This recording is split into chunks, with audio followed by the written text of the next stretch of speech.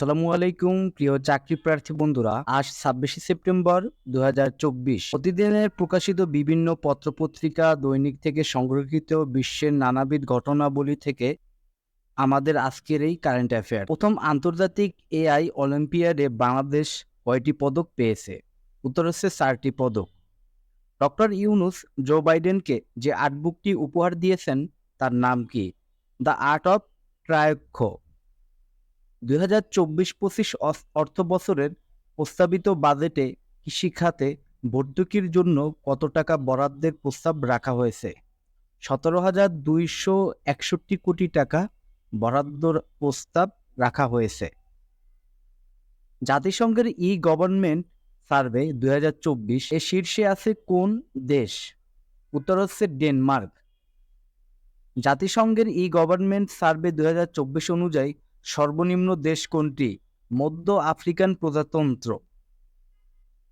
সম্প্রতি ভারতের প্রধানমন্ত্রী নরেন্দ্র মোদী যুক্তরাষ্ট্র সফরে গিয়ে মার্কিন প্রেসিডেন্ট জো বাইডেনকে উপহার হিসেবে কি দিয়েছেন? উত্তর হচ্ছে একটি অ্যান্টিক রূপার ট্রেন। গ্লোবাল ইন্ডেক্সের প্রতিবেদন অনুযায়ী ব্রডব্যান্ড ইন্টারনেটের গতির বৈশ্বিক সূচকে বাংলাদেশের অবস্থান কততম? উত্তর হচ্ছে ৯৮তম। বাংলাদেশ জাতিসংঘের পূর্ণ সদস্যপদ লাভ করে কখন? ১৯৭৪ সালের ১৭ই সেপ্টেম্বর বাংলাদেশ জাতিসংঘের পূর্ণ সদস্যপদ লাভ করে। বাংলাদেশ কততম সদস্য হিসেবে জাতিসংঘে যোগদান করে? উত্তর হচ্ছে ১৩৬তম সদস্য হিসেবে জাতিসংঘে যোগদান করে। বাংলা সাহিত্যের কোন কবি ট্রাম দুর্ঘটনায় মারা যান? জীবনানন্দ দাশ।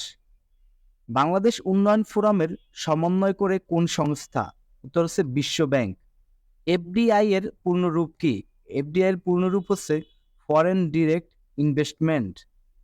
দেশে পলিথিন ব্যাগ ব্যবহার নিষিদ্ধ করে আইন পাস করা হয়েছে কখন? ২০০২ সালে। The sound and the fury কার রচিত উপন্যাস? উত্তর হচ্ছে উইলিয়াম ফকনার। মোসাদ কোন দেশের গোয়েন্দা সংস্থা? ইসরায়েল।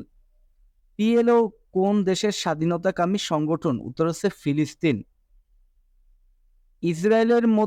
ইসরায়েলের সাথে কয়টি দেশ ও অঞ্চলের সীমান্ত রয়েছে?